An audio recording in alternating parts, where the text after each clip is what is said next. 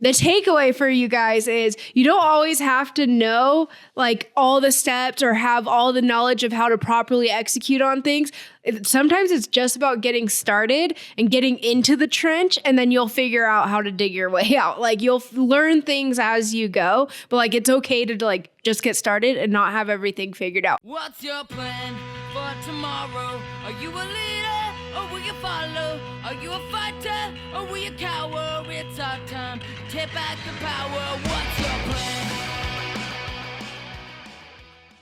What's up, guys? Welcome back to the Rebel Show with Bree Mesquit. I'm Bree Mesquit, and today I have my husband on as my special guest. He will be co-hosting as we bring you along our wax pad journey. So how did we even come up with the wax pads and just the whole story behind it? So I'm a big believer in, because so many people reach out to me and be like, I need another revenue stream, like just taking clients isn't cutting it. What can I do? What other business should I start? Or even people outside of the beauty industry that talk to me, they're like, I want to start selling a product. I want to do something different. I want to open up my own business. What should I do? I'm a big proponent in find a problem, be the solution. So Alex Hormozi, I actually just heard him talk about this not too long ago about scratching your own itch. So what problem is it that you have? Solve it for yourself. And then other people probably have the same problem. So that's exactly how the wax pads came about. I went solo in 2017, hired and fired from the same European wax center twice, went out on my own in 2017, started taking clients, and then realized the power that social media could have. So we started filming some waxing videos and demos, more to show off my services for potential future clients. It did turn into me really focusing on educating and helping other girls start and grow their waxing businesses as well. But it started off with me just wanting to show off my services, to build clients' trust, and hopefully get them to book an appointment and come in to see me. So when Chance was there from the beginning, helping me really go all in on social media and just like marketing myself. It was a free avenue and resource for us to use to market my services. So started doing those videos, and in the background, so we are not the first ever wax pad. We are the first of our kind. We really improved upon it to make it a little bit more useful in the treatment room when providing specifically waxing services. So I've used for a long time Relax and Wax. They have pre and post care products, and they also have their own hard wax line as well, which is fantastic. Just didn't work well for me as a speed waxer, but still highly recommend them. Highly recommend their company, mother-daughter team. I love them. They're awesome. But they were selling wax pads, and I didn't realize at the time. I thought it was their own product, but it's from a manufacturer called Amber wax pads. So they are a polymer blend wax pad, and they came in 3 different colors: baby blue, cream, I'm not sure. I only seen them beige maybe, and then maybe white, maybe 2 colors. I had the baby blue anyways. But the only issue that I was experiencing, I love the functionality of it because I would flip from going from lashes to waxing. So it was really nice to just throw down on my treatment table. It was disinfectable. The only issue with this material was it was really heavy. It was a little bit sticky, and it it held the heat. The material that they used really held heat, and it caused my clients to perspire even more. And I did feel like I needed to still use exam paper over the top. Now, some people still choose to do that, with our pads too. It's a state board thing too. Make sure, please, to check with your own state board regulations. It varies state by state, and I feel like it literally varies year by year or even inspector by inspector.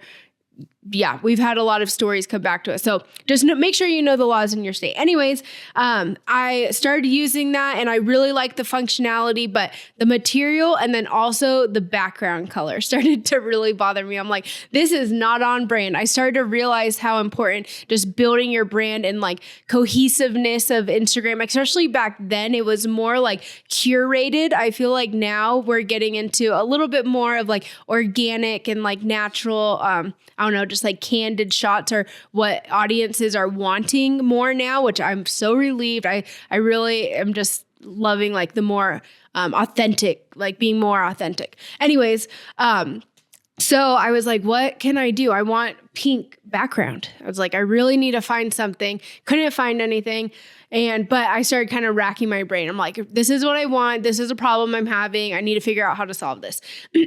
Chance one day was in the garage and he was working on a project. Do you want to tell them about your project? Yeah, I was working on my Sea-Doo and I was reupholstering the seat with some vinyl. And she came in and asked, what is this material? I said it was a vinyl. And she said, this would be perfect for what I have going on in my, in my head. In your head. So yeah. I mean, so then from there I was like, okay, this is cool. Like, do they have other colors? I think we started with the black because that's what I had, right? Or did we order?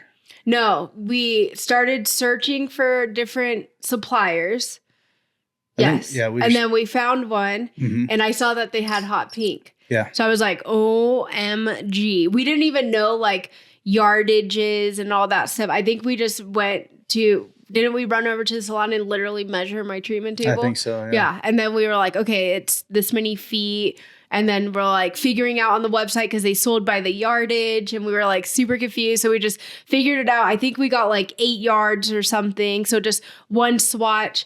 It was really wide too. I remember it coming in. I'm like, okay, this is really big. Yeah. And then from there, we're like, okay, this will work though. So I tested it. We dripped wax all over it. Well, we needed to figure out how to cut it first because then we were doing razor blades and scissors and stuff. And we found out the rotary knife. Remember the chalk Yeah, lines? we went to Jones or something, or Joann's, and they showed us the rotary knife and then like a cutting mat. We didn't know what a cutting mat was. We didn't know any of that. So we got all that stuff and then we cut it, and then your next door neighbor at the salon. Oh, yeah. So it just happened to be at the salon that I was at. Now we had moved into our storefront. This was something that was on my mind from my first location, but we didn't execute on it until we got into our storefront on PCH. And next to us, our neighbor was a tailor. So she didn't speak any English though. So that was kind of like difficult to I was like drawing and like doing hand motion and like just showing her, trying to give her an example of what I envisioned it to like the end result to be, or how I wanted to turn out. So then she bought the material to do like the finishing work. And then she did it. I'm like, oh my gosh, this is great. So I remember, and I need to find the video. I have it still of me posting it the first time, but I had no intention of selling this yet. It was just like me trying to make it for myself because there wasn't anything available. Pictures. Yeah. Yeah. So, and this was in like 2019 that we started to execute on it. We didn't start selling it till 2020. And so tell them about when you posted it. So I posted it. I was like, look at my wax pad. And I only had maybe 4,000 followers at this time, but it just like blew up. People were like, I want one. How do I get one? And then the only color we had available was hot pink with white trim. Yeah. And then I realized, wait, this trim comes in different colors. Like, so down the line, we're like, why don't we have different colors? Because I created this for me to be on brand for me, but not everyone's brand is pink. So then we're like, wait, we need to get in different colors. Do you remember what our next color was? I think we had pink. I feel like it was teal. It might have been teal. I know black came pretty quick. And then it might have been, no, we didn't come up with white until a while later. But it was hot pink, baby pink, and I think lavender maybe. Yeah, we could have maybe done that. We have pictures. Maybe we could put them up. Yeah. But we were at first ordering just like a few yards at a time or whatever, the 8 yards. And then I think we were ordering though as people were placing orders. I remember taking like Venmo payment. It was like super. It was like, pre-orders. Yeah, pre-orders. And it would take like a month for people to get it because I'd have to collect the money and order. It turned into something for sure. Right off the bat, it turned into its own thing. And, I had the one and all cutting stand.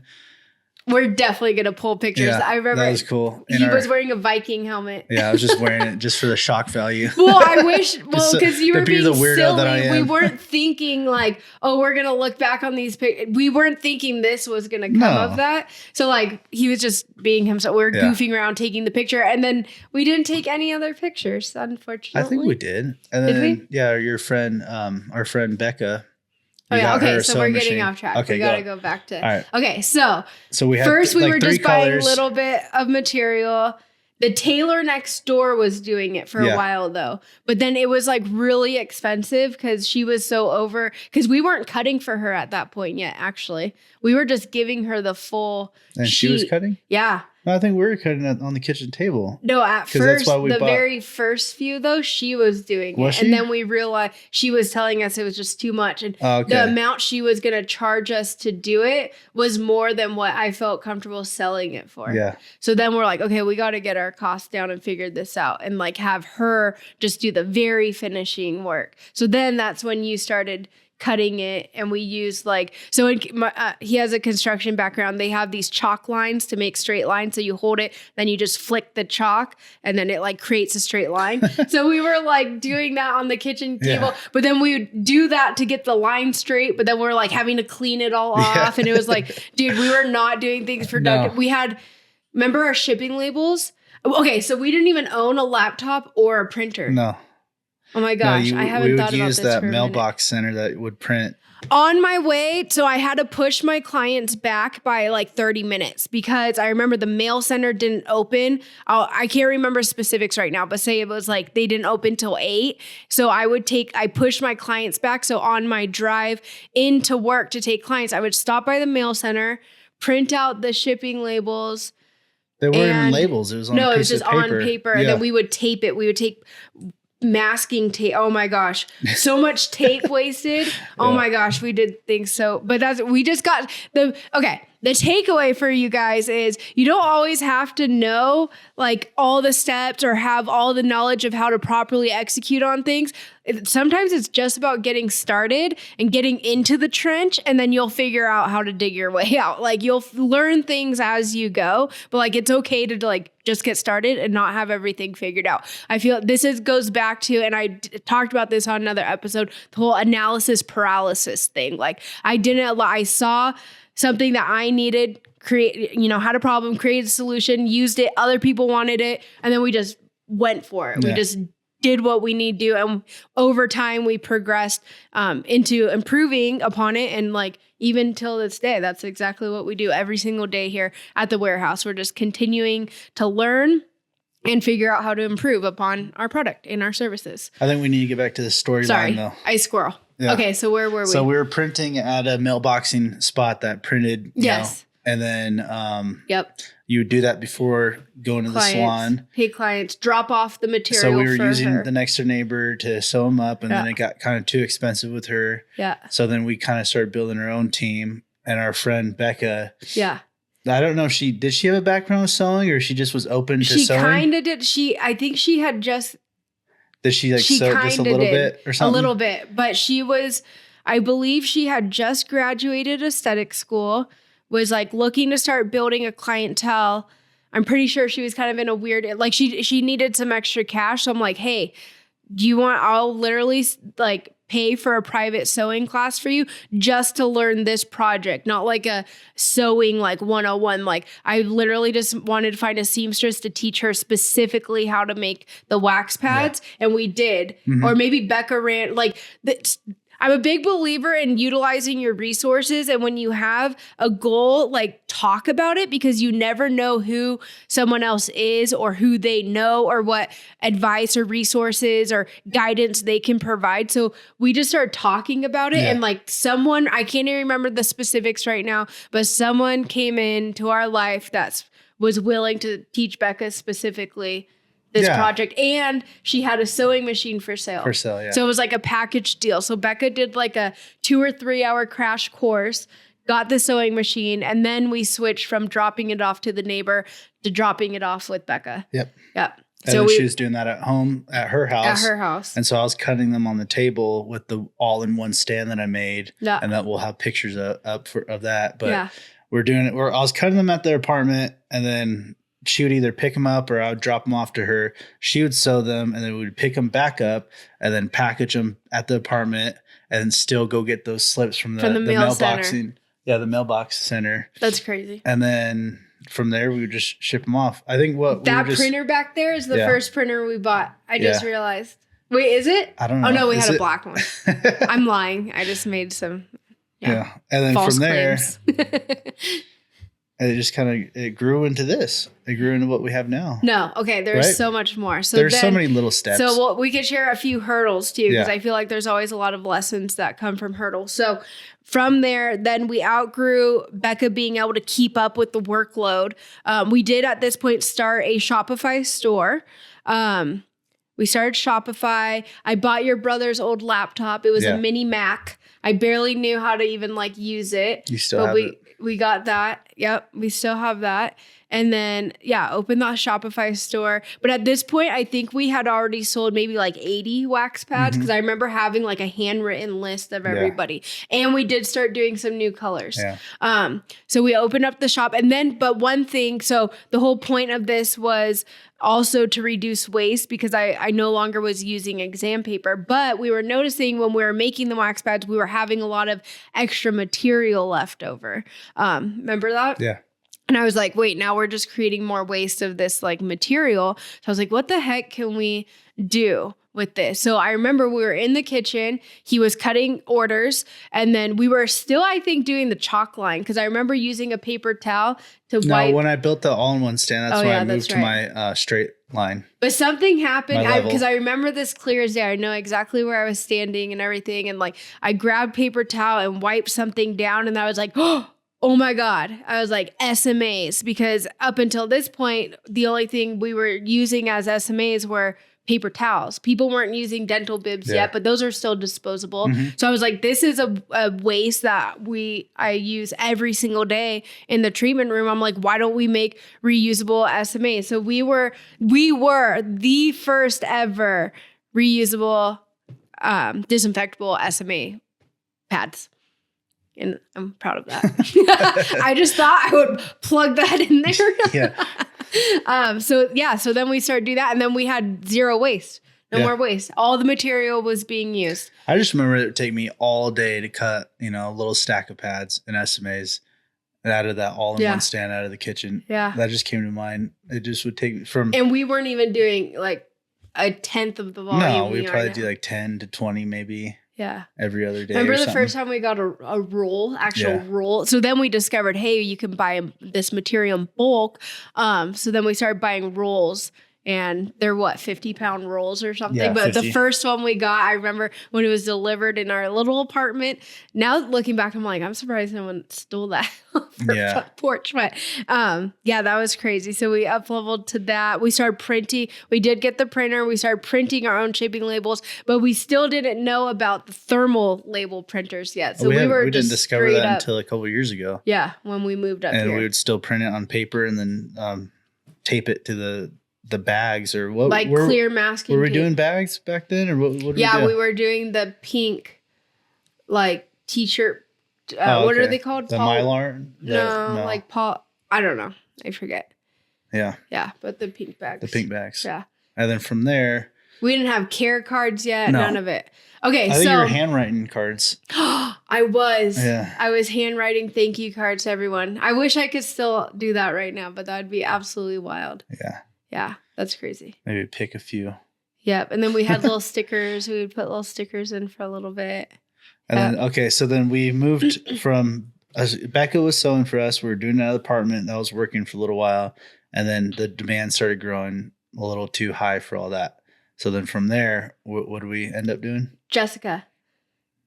Are you sure, Jessica? I'm pretty sure. I think we kind of made that work for a little while until we decided to move, right? No, she started doing it before we moved. Jessica? Jessica? No, like her dad, like the manufacturer, because they had remember the warehouse in Huntington? Did we do that before we moved? Yeah. We did? Yeah. I totally forgot. I know. I think we might be getting our timeline a little bit off. So then our friend's dad is he was a manufacturer, or they sewed. What did they make? Parkas? Parkas and swimsuits for water polo specifically. Yeah. So True West. That's right. True West. So they were in Huntington. So that's where all this started. We should have preluded with that. We were still living in Huntington Beach, California, born and raised. He was raised in Huntington, so we had been there most of our life. And then we decided to move to Oregon. We just needed to get out of California. We wanted a better environment for our kids. We were really struggling to make ends meet being a young family in Orange County. So Oregon checked all the boxes. We had some friends and family here. Actually, Jessica, who she's talking about, who's now engaged to his best friend Nick, and they were dating at that time. They're the ones who told us about moving to Bend, and that's when I really started looking into it. But I had heard about Bend a lot from my grandma and like clients and stuff like that. So it was like it kept coming up. So it was like, I don't know. It felt like there was something going to come of this. So I remember just being up one night, just diving into Bend and like thinking this could be a really great spot for a small business. And it checked all the boxes of what we were looking for based on just our lifestyle and how we wanted to raise our kids. Anyway, so then we moved up to Oregon. His manufacturing facility was sewing up our wax pads. For them, it was a really simple project because it's just a rectangle. And they're used to doing, bathing suits and all the intricate details and all the things. Yeah. So they started doing it, but then we moved. So I was still flying down like 2-3 times a month. It was crazy. We were going through a custody battle with our oldest daughter too, with her father. So that was fun. So I was having to be down in California a lot, but it kind of worked out with the transition of the wax pads because I had to go pick them up from the warehouse. I would come to the salon, package them at the salon. I even remember Jake and Kylie came over and helped me one time because I had so many, and I'm trying to do this in between clients. Like, did they? Yes. Do you remember that? No. You don't? It's funny. Yeah. So they help. So he's folding up pads. We would stack that little Volvo deep. Yeah, that was crazy. Okay, and then the warehouse had to shut down. So we were like in a True shit West. Moment. Yes, True West. So COVID hit. So we launched our product officially on the website and everything February of 2020. COVID hit March. They were hit pretty hard and they decided to close down and just take everything online. So then I'm like, crap, we finally kind of found a rhythm with getting the wax pad, our shipping and fulfillment times down a little bit. We were still at a 3-week mark at this point though. It was still took a while. There was no other options either. We didn't have any of these other brands that now are making and selling wax pads. We were the only option, or Amber wax pads, but a lot of people waxers were having the same issues I originally was having with it. We were the OG custom wax pads. Yeah, we're and the very first SMAs. So yes, yeah, we'll say that a few more times this episode. The rebels of the industry. No, it is something that's really we are really proud of it. And I did really struggle at first with the copycatters. Just when you work so hard on something and it's hard. It's a hard pill to swallow. But now I really try to change my mindset of we paved a path and now others can provide for themselves and their families on the path that we've paved. So I will take it as an honor. But the one problem I did have was the one girl who she would reach out, anyone who ever commented or liked any of my posts on my Instagram, she would direct message them and be like, hey, Bree is not the only option for wax pads. I have wax pads and I'm selling them cheaper. I'm like, bro, build your own audience. Yeah. What are you doing? That was pretty greasy. It sucked already, the whole copycat thing, but I knew it was inevitable. When you have a good idea, people are going to copy it. And that's like I said, I need to change my mindset of that's an honorable thing. I can always take pride in knowing that I had an original idea. I solved a problem and I'm proud of that. But that I was not down with. Everything is hashtag lash and wax pads. It's but your pads aren't a lash and wax pad, so why are we using? But it just is what it is. But that was frustrating. But anyways, customers were taking screenshots and sending it to me and sharing with me that was going on. So I did reach out, of course, and I'm always a bad guy. I'm very careful about what I say, especially going through all the custody stuff with my old star's dad. I know like, you don't ever put anything in writing, in email, in like anything that you don't want to get out there. So she definitely tried to slander my name a bit, but I'm like, show the receipts. I have nothing that I have said. This turned into a whole thing. It was a thing. I cried. I remember the first time. Pill to swallow. The first time I found out about this was we were actually driving up here. Yeah. And I saw the text. And we saw that. And I was like, that was the first what? copycatter that, like, you know, came to surface. Yeah. Now they're everywhere. There's people on Etsy, their own Shopify's. Yeah. There's a lot of wax brands now started making them. And I heard that they're manufacturing them in China now. They're being made. And they took the picture off of our website to advertise. Yeah. So that was fun seeing that in a catalog. But it's pretty cool if you think about it. We're pioneers of it. We are pioneers. Started from my garage. Started from the bottom, now we're here. Reupholstering my Sea-Doo seat. Yeah, it all started with the Sea-Doo. But okay, so then we're at True West. They shut down. And then I actually I was like, all right, Bree, like, what are you going to do? So the biggest thing, another takeaway for you guys, in order to be successful in anything, you need to become really great at overcoming hurdles and running into challenges head on. We don't just lay in the middle of the street and just die and be like, oh, poor, woe is me. Life sucks. Things happen. We got to adapt. So I was like, all right, what are you going to do? I remember I was driving down the 405 and I was like, sorry, I'm not going to say a bad word, but a few bad words flew out of this mouth, and believe it or not. And anyways, so I was driving and I'm like, shit, dude, like, I don't know what I'm going to do. So I called Gary. I'm like, Gary, what are you going to do with all your equipment that you were using? What exactly did you use to get the wax pad from A to Z? Like, how the full completion. So he told me all the equipment. I'm like, well, what are you going to be doing with all this equipment? He's like, well, I'm trying to sell it. I'm like, please hold on to 2 sewing machines for me, the cutting machine that he used, which we ended up never actually using, and a few other items. I canceled my flight back home, and I called Chance. I was like, I canceled my flight back home. What did you think when I said that? I don't know. You're already setting it up. I already know how your brain works. I thought you're like, oh, shit. Well, Gary's going to sell his machines and blah, blah, blah, blah. I'm like, all right, well, obviously that's where we're going to get to do now. So... Okay, this will be another episode, but who you choose as your spouse, especially as an entrepreneur, is so damn important. Like, all the crazy ideas I've had, like, Chance has always backed me up, even if you've thought they were crazy. Yeah. And I appreciate that. Some worked out, some didn't. Yeah. But this one worked out pretty good. That's so right. I think we're good. And then me having toys worked out to us having a wax pad company. Yeah. So... More so toys. What are you trying to get at? He wants another Sea-Doo. Actually, I would love another. It's fun. We rented. Okay, I'm getting off track. All right. So then I called him. I canceled my flight back home. I need you to come pick me up. So he got in his truck, like, no questions asked. On his birthday, and drove 15. Well, it probably didn't take as long because you didn't have all of us stopping you for snack breaks. So 13-hour drive, drove down on his birthday. I was staying in a trailer at the RV park down by the water. Down by the river. But really, it was the beach. But and then he came, we loaded up the machines, and then we drove back home. And then... Well, we still had a few more things to get in California. We had our trailer, our camping trailer, and a few more things in storage. So we were still in transition. Like just like the last move. So almost, kind of, because we still kept the salon, though. Oh, yeah. We still had the salon, and my car was down here. Yeah. Was the camping trailer and then a few more things in storage. So I was like, screw it. We want our trailer up here anyways.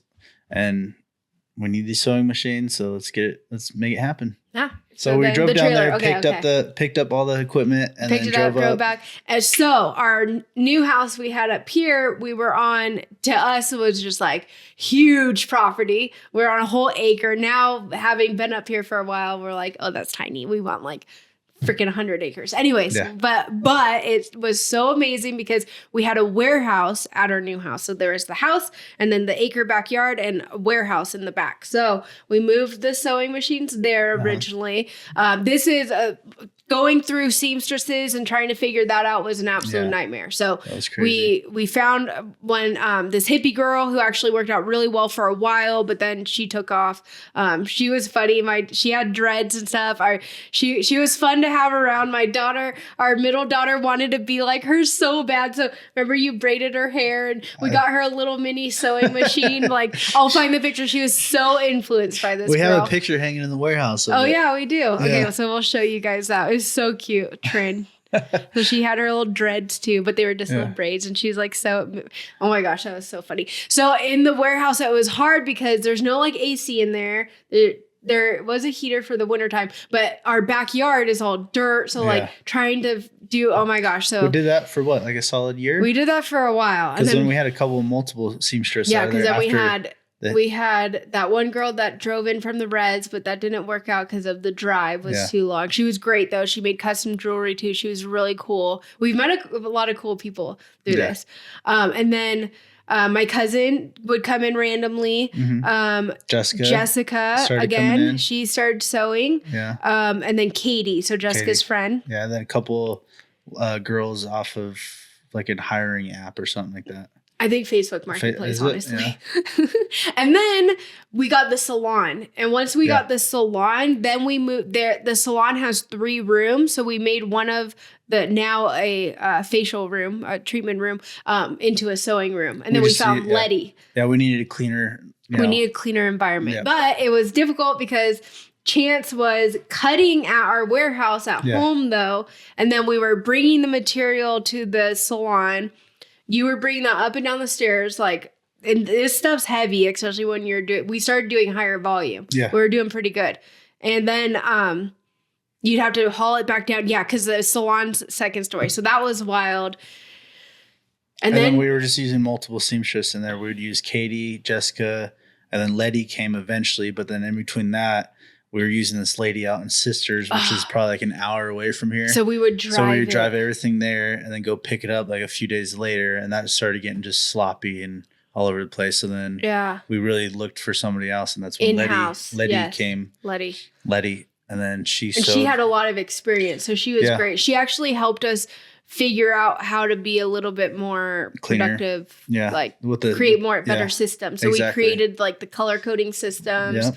We figured a lot out with Letty. Yeah. So it was great to have someone who was like quick, because then we needed to be quicker too and we couldn't be there all the time. So she would let herself in and out. So it was like, we needed to have a system for her to know exactly how many pink on pinks versus pink on whites and like things like that. So we figured out those systems. And then we had an experience with a brand that I had been working with, promoting their wax, because I legitimately was using it, loved it, and then it turned into a brand deal. Well, they completely screwed me over. I was at my final straw with them. I remember I was at my salon. I like sat down and was like leaning up against the brick wall, called my friend who had developed her own product line before, and I was like, can you give me some sort of like guidance on where to get started? So she actually gave me some really valuable insights on how to get, because I just had that like over it moment. I was like, I cannot find a company who checks all the boxes. They either have amazing wax, but their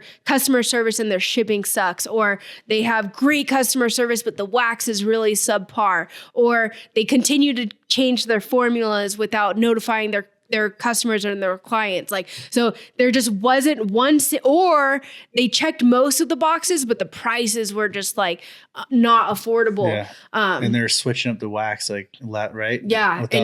And where I really had my final straw though, was they would treat me fantastic. Yeah. If I ever had an issue with anything, they would just send me free product replacement. But any of the people they make sense, I was sending them hundreds and hundreds of thousands of dollars. I finally saw the statement. So it was another EWC moment when I first pulled up the service chart and saw how much I was making EWC in services. I'm like, why don't I just do this for myself? And then when I saw how much I was making them in wax services, but they weren't treating the customers right, because they were treating me like royalty, like I said, but the customers I was referring to them were not getting the same treatment. And that's something that's big for us, is we are so customer service focus and led. Like, I don't care if you spend $1 with us or you spend $1,000 with us, like you're going to be treated with respect and appreciation, because that's still your hard-earned money that you guys are deciding to spend and entrust us with. And in return, you should be receiving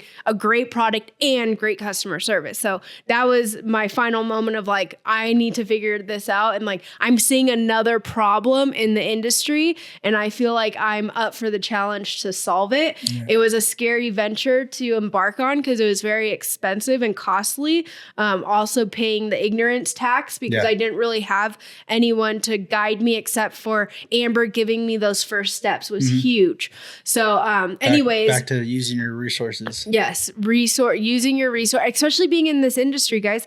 We have so many clients, like just talk to them, ask them about themselves, ask questions, learn about other people. Don't judge a book by its cover. I can't tell you how, this will be another episode. We'll talk about this. I could go on and on and on, but with that, when we decided to start our own wax brand, then that's when we got our first shipment. We still continued to work out of the salon in the warehouse at home. But then once we grew and we were getting our first full shipping container shipment, that's when we were looking for this warehouse. And then finally we realized it just was not sustained.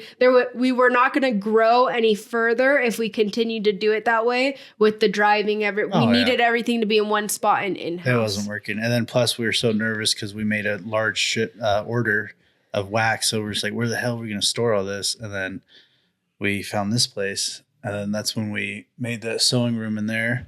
And Letty was still sewing for us. And then she kind of just gave us a day notice and was like, hey, I'm moving to Vegas tomorrow. Not even a day. Yeah, remember we came in the day and of or whatever. Her key, it was like a really sad breakup. Did it feel like a really sad breakup? Her key was just hanging on. No, it did for me. It wasn't sad. It was more like frustrating than anything. It was because just right in the middle, everything was going good. And then just like.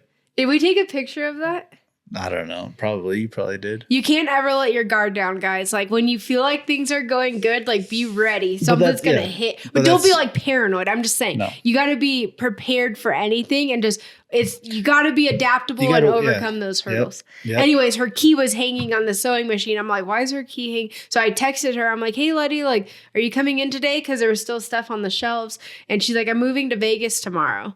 I'm like, like going on vacation, or she's like, I'm moving. I'm like, bro, like it would have been nice to, and there was a language barrier there too. So it was sometimes hard to communicate. She's from the Philippines. And I'm like, dang, dude, that was a tough one. That was tough. I cried. And then that's when we kind of went back to that Lady and Sisters and we were doing that. And that was just a hot mess. And then we found Christy, I think through my mom, right? Yes. And then that's what happened. Your mom texted me about Christy literally 2 days before. And I told her, I was like, oh, thank you so much. But like, we don't have room for another seamstress right now. Like, I'll keep it in mind. It was kind of like one of those like, thanks, but like, we don't need, but then it ended up coming in handy because that happened. And then I called, I'm like, know what, actually?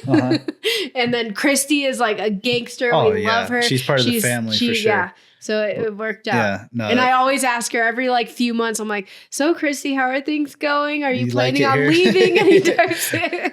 Please give us more than a day or an hour notice.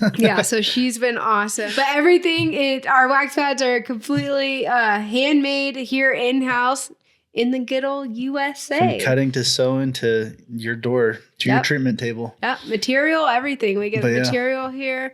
In the States, everything. So that was the journey on the wax pads. That was I don't know. We're still grinding on them. We're still sending them out every day, cutting them. Yep. Sewing them up. Yep. And our fulfillment times have come down to, we say 5 to 7 on our website, but we're more like 2 to 3 fulfillment. Yeah. So fulfillment and shipping's different. So now I'm passing that torch on to my brother that's working in the warehouse, cutting the pads at least. So he's training in that right now. Yep. So it's going to be good. It's been good. It's been great. All right. So what would be the biggest takeaways for everyone? I always want there to be a good, actionable lesson for you guys to implement. Well, I think you said something in the middle of the story, right? Of overcoming hurdles. Yep. That's always number one. If you're trying to figure out what business you want to do, start by looking for problems. Look for problems, create the solution. As Alex says, scratch your own itch. And then overcoming hurdles, I think just getting started and get started. Learning your resources and who's in front of you. Yep. Learning to sometimes just shut your mouth and listen to other people's stories. Yes. And where they're at and where they've been and what they have going on. Yep. Huge. So huge. You don't know how many missed opportunities you may have had just by not asking others about themselves. Yeah. So really make sure you know who's in front of you, because you don't want to judge a book by its cover. That's for sure. And I've learned that the hard way a few times. And I do not make that mistake anymore, judging a book by its cover. I like to ask a lot of questions, get to know what their career is, what they've done. Just get to know people. You never know how it'll come in handy, but be of value to others as well. We don't want to just be takers. We want to be givers as well. Yep. All right. Well, cool. That's it. That's our story in a nutshell of the wax pad journey for ourselves. I'm sure we will dive deeper into certain aspects of that in future episodes. But thanks for coming along. Make sure to subscribe. And if you found any value of this, we would love for you to share our show. And we will see you back next week.